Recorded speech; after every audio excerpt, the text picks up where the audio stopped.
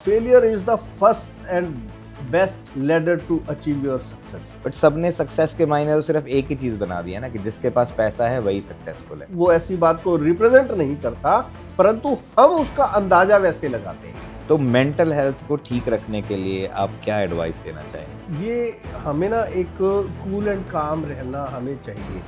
कहना और करने में बहुत फर्क है सर। एक चौपाई मुझे याद आती है, जाकी रही भावना जैसी प्रभु मूरत तिन देखी तैसी। जिसकी जैसी भावना होती है उसको वैसा ही दिखाई देता है। कितना रोल प्ले करता है मैनिफेस्टेशन एक खुशहाल जिंदगी के लिए? बताऊं कि 99% जब वो उस कंडीशन पे पहुंचते हैं डूबने वाले में, तभी आपको तैरना आता है। Destiny plays a role in this as well या कुछ और रीजन है? आपका वही कितना बड़ा है, आपका उद्देश्य कितना स्ट्रॉन्ग है, वो आपको मोटिवेट करता है।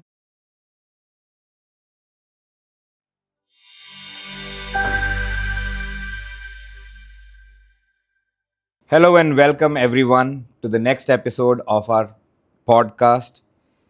And today we have a special guest on our show whose name is Mr. Naresh Bansal, and he is an author, an entrepreneur, and he has written a book that actually defines how to live a happy life while you are achieving your goals. So please welcome with me Mr. Naresh Bansal to our podcast today. Thank you. तो नरेश जी, जैसे मैंने बताया कि आपने एक बहुत ही अच्छी किताब लिखी है। आई नो कि आपने बहुत सारे उसके बारे में ऑलरेडी बता रखा है, हम उसके बारे में बात नहीं करेंगे। बट मैं आपसे पहला क्वेश्चन मेरा ये है आपसे कि सर, खुश रहने वाली ज़िंदगी पाने के लिए मैनिफेस्टेशन का कितना रोल होता है? बहुत ही सुंदर प्रश्न है, परंतु मैं इसका भी जवाब देने से पहले हाँ जी, एक अपनी बात को एक शेर के माध्यम से स्टार्ट करना चाहूँगा। श्योर। समंदर से सीखा है मैंने जीने का तरीका, मौज में रहना और चुपचाप बहना। क्या बात है सर, बहुत ही गहरा इसका मतलब है। आई एम प्रीटी श्योर कि हमारे दर्शकों को बहुत ही अच्छा लगा होगा। स्टार्टिंग में आपने इतना अच्छा शेर सुना दिया है सर। तो सर वापस आते हैं मैनिफेस्टेशन पे। प्लीज़ बताइए कितना रोल प्ले करता है मैनिफेस्टेशन एक खुशहाल ज़िंदगी के लिए वाइल हम अपने गोल्स के लिए काम करते रहें? राइट। देखिए, मैनिफेस्टेशन क्या है? मैनिफेस्टेशन ये है कि आप किसी चीज़ को शिद्दत से चाहो, आप अपने गोल्स को बनाओ। जो भी आप गोल बनाएंगे और उनको कंसिस्टेंस और विश्वास के साथ यदि आप उसको फॉलो करेंगे, तो निश्चित रूप से गोल्स तो आपके पूरे हो ही जाने हैं। बट महत्वपूर्ण क्या है इस सारी चीज़ के अंदर कि आप अपने गोल्स को डिफाइन कैसे करें।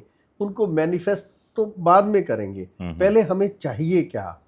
हमें क्या धन चाहिए, सक्सेस चाहिए, हमें पद चाहिए, क्या कुछ चाहिए, वॉट एवर वी नीड, हम उसको मैनिफेस्ट करेंगे। हम उसको अपने सबकॉन्शियस में ले करके जाएंगे। मैनिफेस्ट मतलब हम उसको अपने दिमाग में विजुलाइज करेंगे कि हमें ये चाहिए, और हम विजुलाइज करके उसको इस खूबसूरत ब्रह्मांड को, इस सृष्टि को उसको प्रेषित करेंगे। उसको कहेंगे कि ये हमारी डिमांड है। तो जब हम उसको उस तरीके से कहते हैं और उस पर बिलीव करें, बिलीव करने के बाद हम उस पर एक्शन भी लें। जैसे हम अगर ये मान लें कि यदि आप बहुत अच्छे कुक हैं और खाना बहुत अच्छा बनाते हैं और खाना बना भी लिया और रख भी लिया बना करके सामने, तो unless and until you do not eat, काम नहीं करते, उसको खाते नहीं, तो आपको भूख नहीं मर सकती। राइट। तो इसी तरह से आपको गोल जो आप बनाओ, तो उन गोल्स को करने के लिए, पाने के लिए काम भी करना है। इसमें भी और भी महत्वपूर्ण बात क्या है कि आप जब गोल बनाओ, क्या वो आपकी खुद की सेटिस्फेक्शन के लिए है या लोगों को दिखाने के लिए है, या वो केवल एक छोटा सा आकर्षण है जिसके कारण से आपने कहा ये हो तो हो।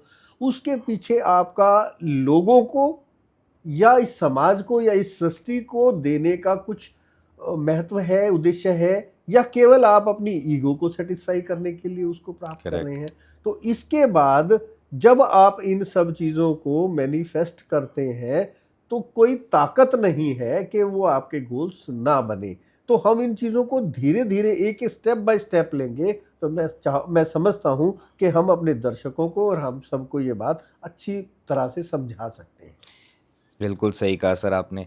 तो अब आप, जैसे आपने सर एक एग्जांपल दिया, आपने 3 तरह के बताए कि या तो आप अपने गोल सिर्फ दिखावे के लिए पाना चाहते हैं, या ईगो की वजह से है, या आपका एक्चुअल में कोई एम है कि आप वहाँ पे पहुँचना चाहते हैं जिससे कि आप भी सेटिस्फाई हों और खुश भी रहें। तो एक इंडिविजुअल, जैसे आप तो एक सक्सेसफुल बिजनेसमैन है, लेट्स से कोई स्टार्ट कर रहा है अपना बिजनेस, तो कैसे डिफरेंशिएट करेगा वो इन 3 चीज़ों उसको खुद को ही कैसे पता चलेगा कि मेरा ये ईगोइस्टिक गोल है, या मेरा ये खुद को सेटिस्फाई करने वाला गोल है, या मैं सिर्फ दिखावे के लिए कर रहा हूँ कि मैंने आपको देखा, लेट्स से मैं आपका फ्रेंड हूँ, कि मेरे फ्रेंड ने ये इतना अचीव कर लिया तो मैं भी ये करूँगा। कैसे? बिल्कुल सही आपका प्रश्न है, परंतु ये आप उत्तर भी इसका स्वयं ही दे रहे हैं कि या मैं दूसरों को देख के, अपने फ्रेंड को देख करके कर रहा हूँ, या केवल दूसरों को दिखाने के लिए कर रहा हूँ, या इस पद पर पहुंच करके मेरा ये उद्देश्य है कि मैं इस तरह से इस सृष्टि की, इन लोगों की, पशुओं की, पानी की, किसी भी चीज़ की मैं कैसे सेवा कर सकता हूँ, मैं उसकी लाइफ में कुछ वैल्यू ऐड कर सकता हूँ, मैं इस समाज को कुछ दे सकता हूँ, तो निश्चित रूप से आपके मैनिफेस्ट किए हुए सभी गोल पूरे हो जाएंगे।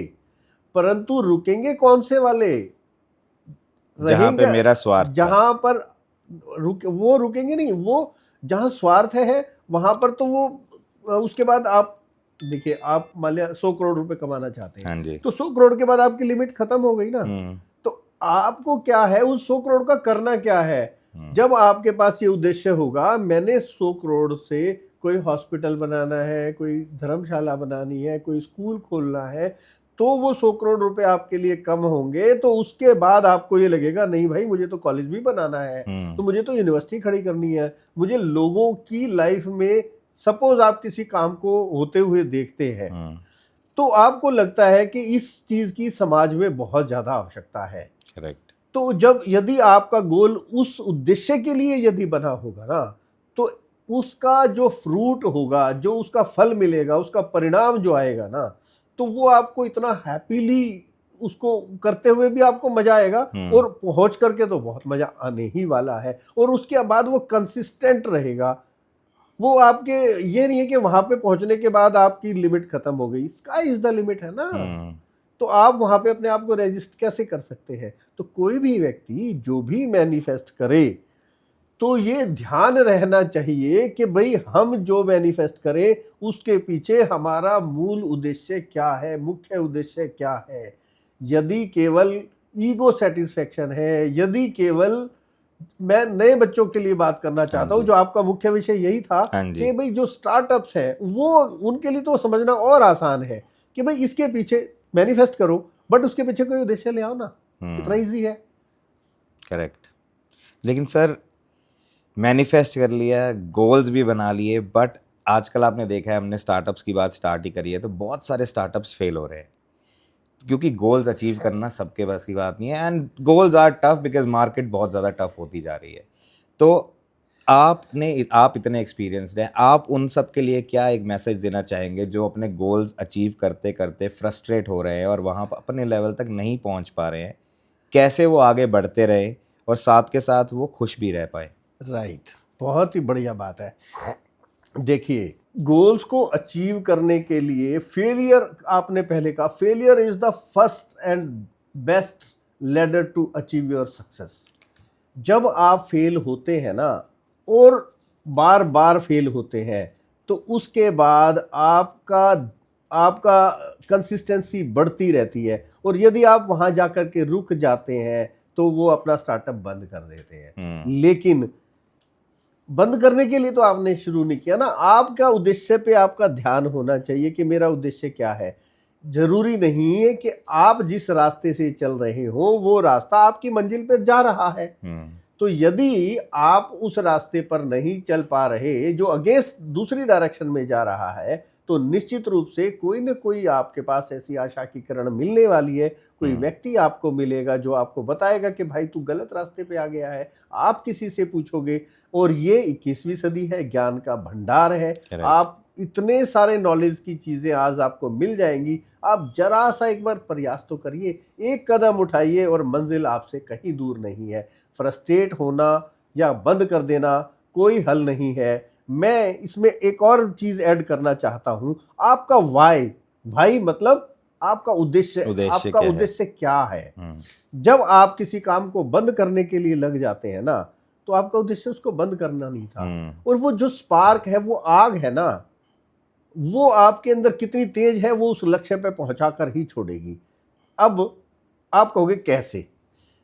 जैसे मैं आपको बोलूं, एक 3 फुट चौड़ा फट्टा है और 30 फुट लंबा फट्टा है, उस पर आप चलिए, जमीन पर रखा हुआ है, और मैं आपको 10,000 रुपये दूंगा। अब बड़ी इजीली चल जाएंगे। हाँ जी।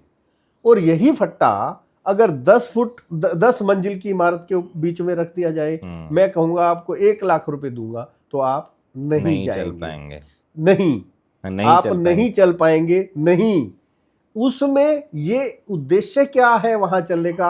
आप 1 लाख रुपए के लिए नहीं चलेंगे, अब अपनी जान बचाने के लिए नहीं चलेंगे। अपनी जान बचाने के लिए चलेंगे, या मैं कहता हूं उस बिल्डिंग में आपका बच्चा है और बिल्डिंग में आग लगी हुई है, तो आपका उद्देश्य क्या है? उस बच्चे को बचाना है। तो आप लाख रुपए के लिए नहीं जा रहे हैं, लेकिन आपका वाई क्या है, आपका उद्देश्य क्या है, उसके लिए आप उस पट्टे पर बिना देखे और आंख बंद करके चले जाए। मैं अभी भी उसी एग्जाम्पल का ही सोच रहा हूँ कि हाँ, नीचे अगर रख दिया जाए तो हम बड़ी आसानी से चल सकते हैं, बट ऊपर रख दो तो नहीं चलेंगे, क्योंकि तब सब, और उतना ही फट्टा वैसे ही चलना है, तब भी हम डर जाते हैं। नहीं, रीजन क्या है कि आप लाख रुपए आपका उद्देश्य है। मैं बार बार आपसे एक ही बात कह रहा हूँ कि आपका वाई कितना स्ट्रोंग है जिस काम को करने के लिए। यदि आपका उद्देश्य है ना, आपके सामने कोई मर रहा है, तो आप उसको कैसे छोड़ सकते हैं?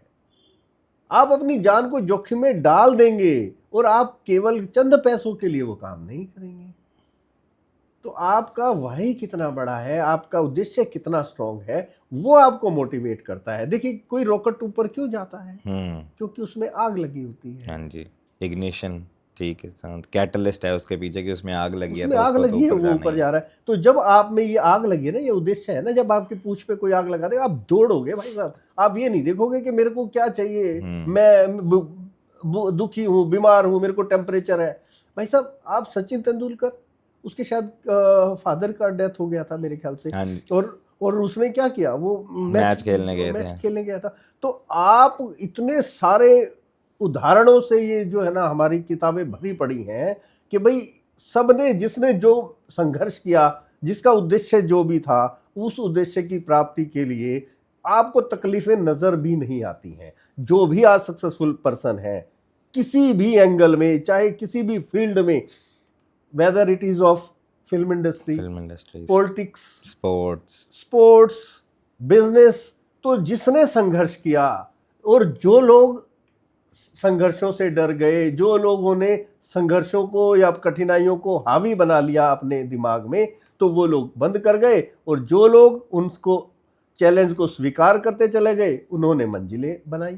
तो सर, इसमें, क्योंकि मेरा ये सवाल का मैं पहले आपको कॉन्टेक्स्ट बताया तो क्यों पूछ रहा हूँ मैं, अभी आपने बोला कि हमारे पास बहुत सारी एग्जाम्पल्स है हर फील्ड से कि जिन्होंने संघर्ष किया वो अपने उद्देश्य को पाने के लिए ऊंचाइयों पर पहुंच गए, और जिन्होंने नहीं किया वो नहीं पहुंच पाए। तो सर, इसमें डेस्टिनी का कितना रोल होता है? क्यों पूछ रहा हूँ मैं? क्योंकि ऐसा तो नहीं है कि, क्योंकि एग्जाम्पल जो हैं हमारी होंगी हज़ारों लाखों एग्जाम्पल मिल जाएंगी, बट हमारे पास तो करोड़ों, पता नहीं कितने करोड़ लोग हैं। ऐसा तो नहीं है कि सारी दुनिया ही संघर्ष नहीं कर रही है, तो वो अपने उद्देश्य को या वो उस मुकाम पे क्यों नहीं पहुंच पा रहे? तो डू यू फील कि destiny plays a role in this as well, या कुछ और रीज़न है? इसमें ना, मैं आपको एक अच्छा सा एग्जांपल दूंगा कि देखिए, उद्देश्य क्या है उसका, स्ट्रॉन्ग कितना है। तो यदि कोई व्यक्ति मर रहा है, तो आप अपनी जान की परवाह नहीं करते हैं। यदि आपका उद्देश्य ये है, आपने कोई ऐसा दृश्य देखा है कि भाई मेरे को किसी भी हालत में इन परिस्थिति में अपने आने वाली जनरेशन को नहीं डालने देना है, इस तरह का कोई उद्देश्य है। जैसे आपने कहा कर्म और भाग्य की बात की, डेस्टिनेशन की बात की। कर्म, डेस्टिनी कैसे डिसाइड होती है? जैसे आपका बैंक में लॉकर होगा ज़रूर, तो उसकी एक चाबी बैंक के मैनेजर के पास है, दूसरी चाबी आपके पास है। करेक्ट। तो यदि मैनेजर चाहे कि वो ताला खुल जाए उसकी चाबी से, पॉसिबल है? नहीं। और आप चाहो मैं मैनेजर के बिना उस ताले को खोल दूं तो नहीं, वो भी नहीं है। तो इसमें क्या है कि जो भाग्य है उसकी चाबी को मैं मानूं भगवान के पास है, वो भाग्य की चाबी है जो मैनेजर की चाबी है। और जो आपकी चाबी है उसको मैं मानूं ये प्रारब्ध की बात है, ये कर्म की चाबी है, आपके कार्य करने की चाबी है। तो जब आप अपनी चाबी लगाते हैं, कर्म की चाबी लगाते हैं ना, तो भाग्य का और भाग्य की भी डेस्टिनी की भी चाबी लगती है, तब वो ताला खुलता है। तो दोनों का इक्विलिब्रियम है, दोनों की इंपॉर्टेंस है किसी भी पॉइंट तक पहुंचने के लिए, किसी भी ताले को सक्सेसफुली खोलने के लिए। तभी इतनी कम एग्जांपल्स हैं सक्सेसफुल लोगों की। यहाँ पर बहुत बड़ा कॉन्ट्रडिक्शन है। हाँ जी। देखिए, सक्सेस का मतलब ये नहीं है कि हर व्यक्ति के लिए सक्सेस का मतलब अलग है ना। नहीं, वो तो इतने कम एग्जांपल्स नहीं है। देखिए, सक्सेस पाई कैसे जाती है? यदि आप सक्सेस के पीछे भागते हैं ना, सक्सेस तो एक तितली की तरह से है। यदि आप उसके पीछे भागते हैं, उसके पंखों को पकड़ने की कोशिश करते हैं, वो हार्म हो जाती है। जाल लगाते हैं तो भी उसको पिंजरे में बंद हो जाती है या उसको तकलीफ होती है। परंतु सक्सेस, यदि आप अपने मन को, मंदिर को एक उपवन बना लें, तो निश्चित रूप से हजारों तितलियां आपके मन मंदिर के उपवन में आकर के आपके पास आएंगी। तो सक्सेस के लिए आपको कूल एंड काम होना होगा। सक्सेस का पैरामीटर क्या है, ये हर व्यक्ति के लिए बिल्कुल अलग बात होती है। तो इसलिए हर व्यक्ति, देखिए, अब हम लोग क्या समझते हैं, जिसके पास बहुत सारा पैसा है उसको सक्सेस, लेकिन ये सही नहीं है। हम लोग सोचते हैं कोई बहुत बड़ा दार्शनिक है वो सक्सेसफुल है। हम हर रोज हर क्षण सक्सेसफुल होते हैं। जैसे सक्सेस का मतलब हिंदी का अनुवाद क्या है? सफलता। जैसे आज मुझे आपके स्टूडियो में आना था, आपके पास आना था, तो मैंने सबसे पहले मैंने सोचा कि मुझे आपके पास जाना है, तो मैं आपके पास आने में सफल हुआ। This is success. यदि कोई हर्डल होती, कोई एक्सीडेंट होता या कुछ और होता तो मैं वहां नहीं आता। तो इस तरीके से सक्सेस को हम अपने पैरामीटर्स के माध्यम से दूसरों को देख रहे हैं, लेकिन वो बिल्कुल सत्य नहीं है। बट सर, आज किसी को भी, मतलब I am not blaming anyone, but media ले लो, सोशल मीडिया ले लो, कुछ भी, प्रिंट मीडिया, बट सबने सक्सेस के मायने तो सिर्फ एक ही चीज बना दिया ना, कि जिसके पास पैसा है वही सक्सेसफुल है। नहीं ना, मीडिया ने ऐसा बनाया। आई एम जस्ट सेइंग, मतलब दिखावे का ही जमाना चल रहा है ना सर। It's state no. देखिए, हर तरह के लोग हैं। ये हमारी दृष्टि है कि हम उसको दिखावा समझ रहे हैं।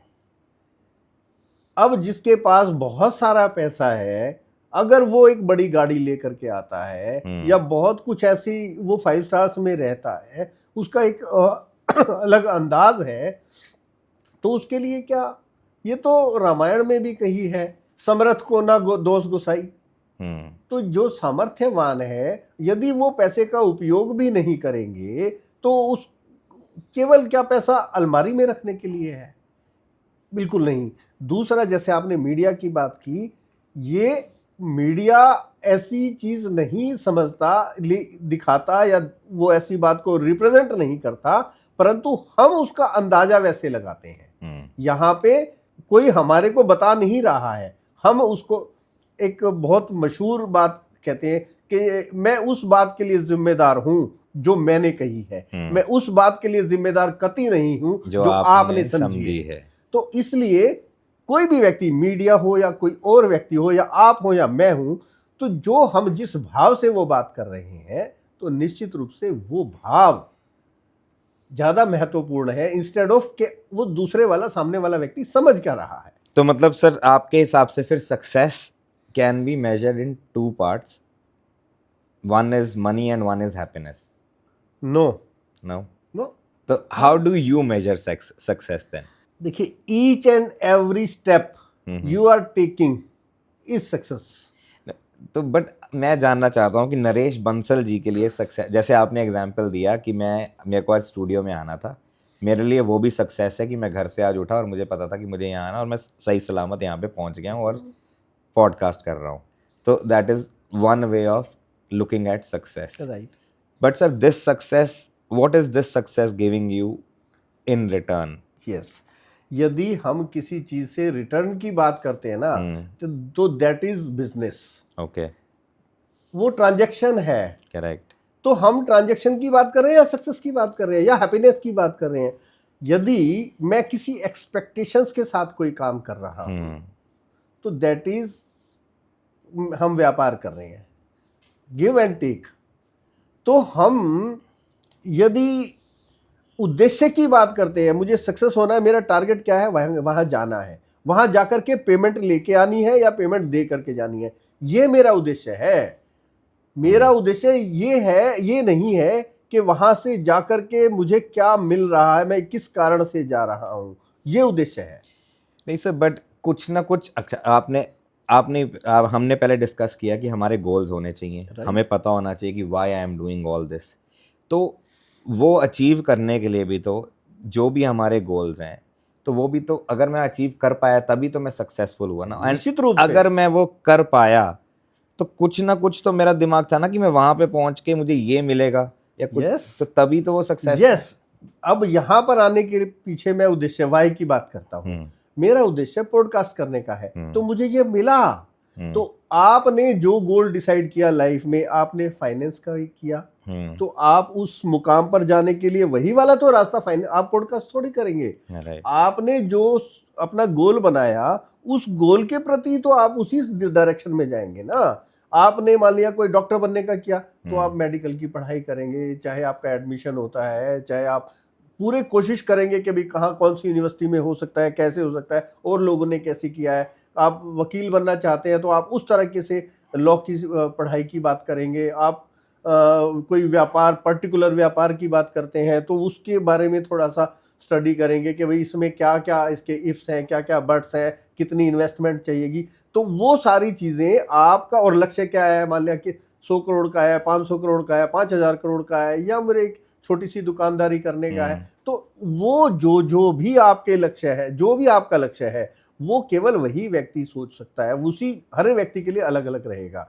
तो जो आपका गोल है, आइदर फिटनेस का गोल है तो आपने क्या उसके मन में आपने अपनी प्रतिमा बनाई, विजुलाइज क्या किया हुआ है कि मेरा बॉडी कैसा होना चाहिए। तो इसी तरह से आपने फिल्म इंडस्ट्री में जाना है तो उसके विषय में जाना, आप पॉलिटिक्स में जाना है तो आप उसी तरह की स्टडी करेंगे, उसी तरह के लोगों के भाषण सुनेंगे जो आपको अपील करता है। तो ये हर व्यक्ति के लिए सक्सेस का डेफिनेशन अलग अलग होता है, और वो पहुंच जाता है विद अच्छा सा मैनिफेस्टेशन हो कि भाई आप लॉ ऑफ अट्रैक्शन पे विश्वास करें और उसमें डाउट ना हो। कई बार डाउटफुल होने से वो, क्योंकि हमारे दिमाग को डाउट का और रियलिटी का कुछ पता नहीं है, यदि डाउट में आ गया तो वो काम नहीं होगा। आपको कंसिस्टेंसी चाहिए, परसिस्टेंस चाहिए, अनडाउटली चाहिए, और फिर देखो कि सृष्टि कैसे आपको उस मुकाम पे नहीं पहुंचाती। मैं तो चैलेंज की बात कर रहा हूँ, ये कैसे नहीं पहुंचाती ये बात बोल रहा हूँ। और सभी ने, जिसने मांगा है उसको मिला है। तो मैनिफेस्ट करते रहिए और अपने गोल्स को अचीव करते रहिए, क्योंकि अगर हम वो विजुअलाइज ही नहीं कर पा रहे हैं कि मैं वहां पर पहुंचना चाहता हूं, तो शायद हम कभी भी पहुंच ही ना पाए। जी। तो sir, but manifestation, hard work, ये सब तो मैं फिर भी कहता हूँ, मुझे लगता है कि शायद ईजी है, बट जब हम हार्ड वर्क कर रहे होते हैं तो बहुत सारी डिफ़िकल्टीज आती है। इतनी ज़्यादा फ्रस्ट्रेशन हो जाती है कि रिजल्ट्स नहीं आ रहे हैं, what we want to achieve वो नहीं हो पा रहा है। मैं यहाँ पे पैसों की बात नहीं कर रहा हूँ, मैं पैसे को बीच में ला ही नहीं रहा हूँ। आई एम जस्ट सेइंग कि मैंने कुछ गोल्स बनाए हैं, आप लगे रहो, कोई ना कोई रुकावट आती रहती है, आप अचीव कर ही नहीं पाते हो, तो कहीं ना कहीं जाके इंसान ऑलमोस्ट हार ही जाता है। तो अगर लेट्स से मैं ऐसा हूँ और मैं आपके पास आया हूँ, तो आप मुझे ऐसी क्या एडवाइस दोगे कि मैं वापस उठ के अपने पैरों पे खड़ा हो जाऊँ and then I again start doing hard work? Beautiful. देखिए, पहले तो आपको हार माननी ही नहीं है भाई। थॉमस एडिसन, आपने सबने देखा है 9,999 बार उसने प्रयास हाँ, किया प्रयास बल्ब किया, का, फेल हुए। हाँ, तो फेल हुए। तो आपको आप तैरना जानते हैं। हाँ जी। अब जब आप तैरना जानते हैं तो कैसे सीखा जाता है? जब तक आप अंदर नहीं जाते, एक बार पूरा अपने आप समर्पण नहीं करते, मरने की को हो जाते हैं, तब आप ऊपर आते हैं, तब आपको ये लगता है कि या करो या मरो, करो या मरो, तो तब आप एकदम से सीख जाते हैं। यदि आप वहां पे अपने आप को ढीला छोड़ देते हैं तो आप डूब जाते हैं। डूब जाते हैं। और मैं 99% की बात करता हूं कि 99% जब वो कंडीशन पे पहुंचते हैं डूबने वाले में, तभी आपको तैरना आता है। और वो जब फूल खिलता है ना, वो बहुत खुशबू देता है। तो सर, स्टार्ट में हमने आपकी बुक के बारे में बात की थी। मैंने बोला था कि मैं कोई क्वेश्चन नहीं पूछूंगा उसके बारे में, लेकिन मुझे आपकी बुक का नाम इतना अच्छा लगता है, खुश रहने की कला, आज की गीता। जो आपने ये एंड में आज की गीता लगाया, मैं इतना प्रभावित हुआ हूँ इस टाइटल से। तो मैं ये जानना चाहता हूँ कि ये आप ही ने सोचा हुआ टाइटल है या किसी से आपने हेल्प ली थी? और अगर आपकी सोच है तो कैसे आपके दिमाग में आया कि मैं इसको टाइटल दूँ आज की गीता? देखिए, ये जब आप कोई काम करने लगते हैं ना, कोई भी काम, जिस भी डायरेक्शन में आप जाना चाहते हैं, तो उसका रिसर्च भी करते हैं, और उसके बाद फिर आप उसके बहुत सारे रास्ते निकल आते हैं। तो किसी एक पर चलना होता है, वो अगर वही हिट हो गया तो आपको दूसरे पे ढूंढना ही नहीं पड़ता। जैसे अभी थोड़ी देर पहले इस बात की बात हो रही थी कि लोग बीच में रुक जाते हैं। राइट। यदि पहुंचे नहीं तो उसको चलना पड़ेगा, पहुंच गए तो फिर रुक जाना है। फिर और हमारे को अपना कर्सर को और आगे करना है, फिर हम उस रास्ते पर चलेंगे। राइट। तो जैसे पुस्तक की बात हुई, बुक की बात हुई, इट इज एन ये एक ना एंशियंट गीता, एक हमारी हिंदू हाँ जी, भागवत गीता। माइथोलॉजी की एक बहुत ही होली बुक है। तो उसकी बहुत वर्शिप होती है, पूजा होती है। तो उसको आज के करंट सिनेरियो में कैसे हम उसका उपयोग और उपभोग कर पाएं, तो उसके लिए ये सोचा गया कि यदि हम इस तरह का टाइटल दें तो ये हमेशा एक लोगों की निगाह में एक इसके प्रति श्रद्धा भी रहेगी, और निश्चित रूप से यदि इसके दिए गए सिद्धांतों को, प्रिंसिपल्स को, इसको पढ़ेंगे और अपने जीवन में उतारेंगे तो निश्चित रूप से आपका जीवन खुशनुमा होने वाला है। नहीं सर, बहुत ही अच्छी सोच है, बिकॉज मैं तो इस टाइटल पे फिदा हूँ। मतलब आपको सैल्यूट है इतना अच्छा टाइटल लेने के लिए। तो सर, मेरे को ये भी पता है कि आप मेंटल हेल्थ ट्रेनिंग और उसके भी कोच हैं, मतलब आप उस बारे में भी बहुत डिस्कशन करते हैं। तो हमने अभी इतनी बात की कि मैनिफेस्टेशन, सक्सेस, हार्ड वर्क, ये सब हमारे दिमाग पे भी बहुत ज़्यादा जोर डालते हैं। एंड हमने रिसेंटली देखा है कि कुछ लोग बहुत ज़्यादा फ्रस्ट्रेट होके गलत कदम भी उठा लेते हैं, बिकॉज ये मेंटली अनस्टेबल हो जाते हैं, इतना प्रेशर नहीं झेल पाते हैं। तो मेंटल हेल्थ को ठीक रखने के लिए आप क्या एडवाइस देना चाहेंगे?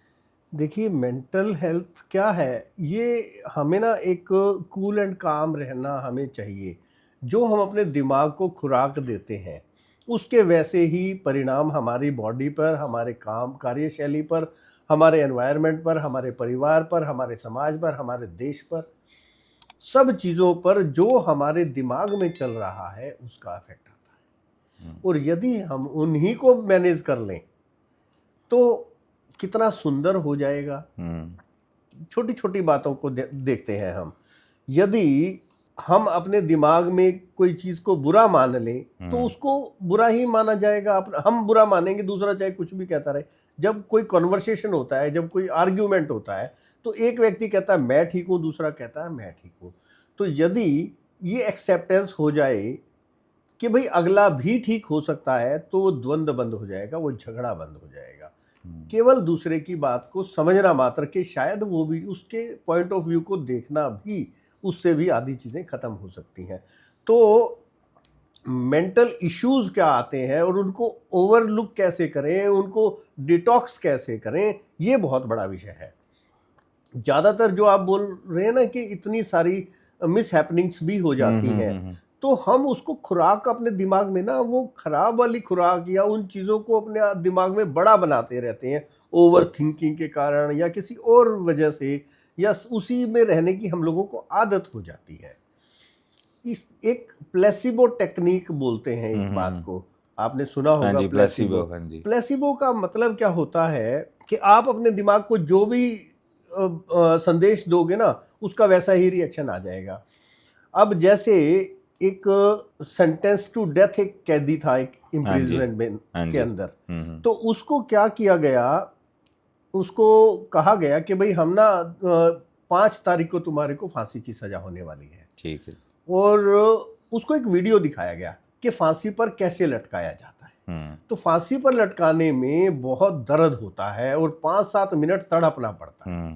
फिर उसको कहा गया कि हम तुम्हारे को एक ऑप्शन देना चाहते हैं, तो हम ना तुम्हें कोबरा से कटवाएंगे, और कोबरा से कटवाने में आपको एक पिन चुभने जितना एहसास होगा और आप तुरंत अपने जीवन को छोड़ सकते हैं। और इससे हम अपने एक एक्सपेरिमेंट करना चाहते हैं, तो हमारे आगे आने वाले बच्चों को ये बहुत लाभप्रद हो सकता है। तो जो मैं उद्देश्य की बात कर रहा था, किसी कार्य का भी उद्देश्य क्या है, तो वो कैदी सोचता है कि मुझे तो मरना ही है। पहली चीज, मुझे कम देर में मुक्ति मिल जाएगी, मुझे तड़पना नहीं पड़ेगा। दूसरा, ये उद्देश्य मेरे को कितना अच्छा मिल रहा है कि मैं अपनी जाते जाते कम से कम अपनी आगे आने वाली पीढ़ियों को कुछ दे करके जाऊंगा।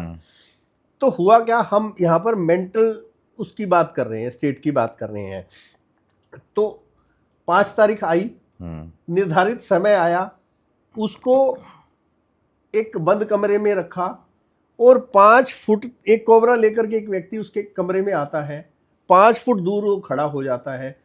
दूसरा आदमी उसके मुंह पे नकाब डालता है, नकाब डालने के बाद उसके हाथ पे पिन चुभा दी जाती है, और वो व्यक्ति मर जाता है। पिन चुभाने से वो व्यक्ति मर जाता है। अच्छा, कोबरा नहीं, पिन चुभाई जाती है। कोबरा 5 फुट दूर है, उसके हाथ पे केवल पिन चुभाई जाती है और वो उससे मर जाता है।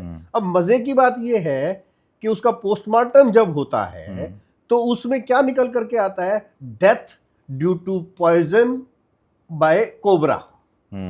तो दिमाग ने क्या प्रोड्यूस किया, सेल्स कौन से प्रोड्यूस हुए, कि उसने जो विजुअलाइज किया था कि कोबरा मुझे काटा है और उसके जहर से मैं मरा हूं। एक उदाहरण ये है। दूसरा उदाहरण भी मैं ऐसा ही देना चाहूंगा कि भाई एक व्यक्ति था, उसका कोल्ड स्टोरेज था। वो एक दिन शाम के समय अपने कोल्ड स्टोरेज में गया देखने के लिए, उसकी आदत थी चक्कर काट के आना था जाते वक्त घर से। तो वो जब उसके अंदर गया तो बाय चांस वो अंदर से लॉक हो गया, क्योंकि शाम का समय था, सब लोग जा चुके थे, वो उसके अंदर रह गया और उसकी मौत हो गई। अगले दिन उसकी डेड बॉडी को उसका पोस्टमार्टम किया गया। तो जब पोस्टमार्टम किया गया तो उसमें बड़े चौंकाने वाले रहस्य उसमें से निकल करके आए। उसकी डेथ ड्यू टू कोल्ड थी, ठंड के कारण वो व्यक्ति मर गया था, जबकि उस दिन लाइट ही नहीं थी। तो संदेश क्या है कि भाई हम अपने दिमाग में जो बात सोच रहे हैं वो हमारी बॉडी को वैसे ही रिएक्ट कर रहा है। ये हो गया इसका एक पार्ट।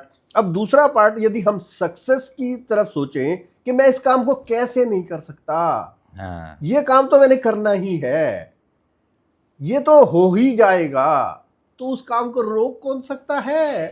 सर, बट आप बोल रहे हो तो मुझे भी ऐसा लग रहा है कि हाँ, सब कुछ पॉजिटिव है, बट आपको नहीं लगता कि आपने तो चलो इसमें महारत हासिल कर रही है, बट कहना और करने में बहुत फर्क है सर।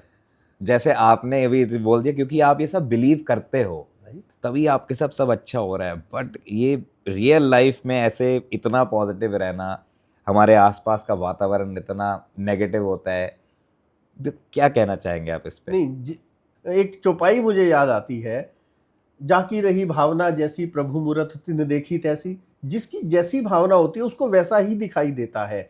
इसके लिए करना क्या चाहिए, हमें ना अपने दिमाग को बुक्स पढ़नी चाहिए, हमें नॉलेज की तरफ जाने, हमारे क्वेश्चंस होने चाहिए। जिसके पास बंदे के पास क्वेश्चंस नहीं है ना, प्रश्न नहीं है, मैं समझता हूँ वो बिल्कुल या तो अपने आप को समझता है कि मैं सब कुछ ज्ञान मेरे अंदर भरा पड़ा है, या वो कुछ करना ही नहीं चाहता। यदि आप कुछ करना चाहते हैं तो आपके पास क्वेश्चंस होने चाहिए। क्वेश्चंस होंगे तो आंसर्स तो देने वाले आपके पास 100 मिल जाएंगे। लेकिन आप बढ़ना तो स्टार्ट करिए। आप अपने दिमाग को मेंटल शार्प करते जाइए, जगह जगह देखिए, पजल्स खेलिए। मैं अभी एक पजल्स आपके साथ खेलता हूँ। एक बार दो व्यक्ति, जैसे हम और आप बैठे हैं बात कर रहे थे, एक तीसरा व्यक्ति आ गया। उस हमने कहा, बात करते करते हमने कहा भूख लग गई, खाना खाते हैं। आपके पास 3 रोटियां हैं, मेरे पास 5 रोटियां हैं। हम 3 आदमी हैं, 8 रोटियों को 3 आदमियों में कैसे बांटेंगे? हाँ, मतलब हाफ करना पड़ेगा बीच में। तो मेरे ख्याल से आप एकदम से नहीं जवाब दे सकते। तो यहाँ थोड़ा सा दिमाग लगाना पड़ेगा। हम हर 8 रोटियों को के 3 टुकड़े करेंगे, और बट जाएंगी। हर 8 रोटी, हर रोटी की एक लेयर लगाएंगे और उसके 3, जैसे पिज्जा को काटते हैं उसके 3 टुकड़े करेंगे और 3 हिस्सों में वो बट जाएगी। अब हमने वो सबने इक्वल खा लिया। तो खाना खाने के बाद व्यक्ति जो बाहर से आया वो 8 सोने के सिक्के देता है। अब मैं कहता हूं 3 सिक्के आप रखो और 5 सिक्के मैं रखता हूं। लेकिन आप कहते हैं नहीं जी, ये डिस्ट्रीब्यूशन ठीक नहीं है। मैंने कहा कैसे? आपके पास 3 रोटियां थी, मेरे पास 5 रोटियां थी। लेकिन आप कहते हैं कि नहीं, मैंने अपना एक टुकड़े का सेक्रीफाइस किया। जैसे मेरे पास 8 पीस 3 रोटी थी तो उसके 9 पीस बनते हैं। हाँ जी। लेकिन मैंने एक पीस अपना उसको दिया। आपकी जो रोटी थी उसके 7 पीस आपने उस व्यक्ति को दिए, तो 7 पीस लेने का अधिकार आपका है। तो यदि हम उसको साधारण भाषा की बजाय, वो डिस्ट्रीब्यूशन कितना गलत होता, और हम उसको इस लेवल पर जब अपने दिमाग के साथ पजलिंग करते हैं, जब हम उन चीज़ों को इसमें खेल में भी ये बातें हो जाती हैं, तो हमारे को ये एनर्जाइज करती हैं, हमारे को बूस्ट करती हैं, हमारे को ऊर्जा देती हैं। तो हमें निश्चित रूप से छोटी छोटी पजल्स में, उन चीज़ों से जब हम इन चीज़ों को, अपनी ज़िंदगी को आगे बढ़ाएंगे ना, तो बहुत मज़ा आने वाला है। नहीं, ये भी एक बहुत ही बढ़िया उदाहरण थी सर आपकी। मतलब मैं ही नहीं आंसर जान पाया, लेकिन इसको हर चीज़ को देखने का मतलब एक डिफरेंट तरीका भी होता है, डिफरेंट जैसे नजरिए। आपने कहा ना, हाँ, वहाँ पे जाके कोई सुसाइड कर लेता है, हाँ कोई जी। कुछ कर लेता है, तो बजाय उन चीज़ों पर आपकी दृष्टि कहाँ है, उद्देश्य कहाँ है, वाई कहाँ है आपका? जो आपका उद्देश्य है ना, अगर वो मरना आपका उद्देश्य थोड़ी था, वो तो आपने रास्ता गलत दूसरी टर्न कर लिया ना, अपना रास्ता टर्न कर लिया। पर जब आप जूझते हो तो आप निश्चित रूप से बहुत सुंदर फूल बन जाते हो महकने के लिए, और ना केवल खुद को उसकी खुशबू का एहसास होता है, बल्कि पूरा उपवन महक जाता है। सर बहुत ही मज़ा आया आपसे ये सब बातों के बारे में डिस्कशन करने पे। हमने बात किया मैनिफेस्टेशन पे, success, hard work, mental health, सारे टॉपिक्स ऑलमोस्ट हमने कवर कर लिए, इनफैक्ट आपकी बुक भी। तो जाने से पहले सर मेरी एक रिक्वेस्ट है आपसे कि आप हमारे व्यूअर्स को एक पॉजिटिव मैसेज के साथ छोड़ के जाएं, और एक स्टार्ट हमने शेर से किया था, जाते जाते एक शेर और हो जाए तो बहुत ही बढ़िया हो जाएगा। खुद ही को कर बुलंद इतना कि हर तकदीर से पहले खुदा बंदे से खुद पूछे, बता तेरी रजा क्या है। Be happy always. वाह सर, क्या शेर था। Thank you very much sir, thank you for coming on our show. It was pleasure speaking with you, and I hope कि हमारे व्यूअर्स को आपकी बातें सुन के बहुत कुछ सीखने को मिला होगा, and they will not take the wrong choice, they will keep striving hard. Manifest करते रहिए, अपने गोल्स का उद्देश्य ढूंढिए कि आप कहाँ पहुँचना चाहते हैं, उसको विजुलाइज करेंगे तो प्रिटी श्योर आप किसी ना किसी दिन वहाँ पे ज़रूर पहुँच जाएंगे। हार मानना हमारे पास ऑप्शन नहीं है, चलते रहना ही हमारा एक ओनली ऑप्शन है। So keep walking, keep working, all the best and have a great day ahead. Thank you.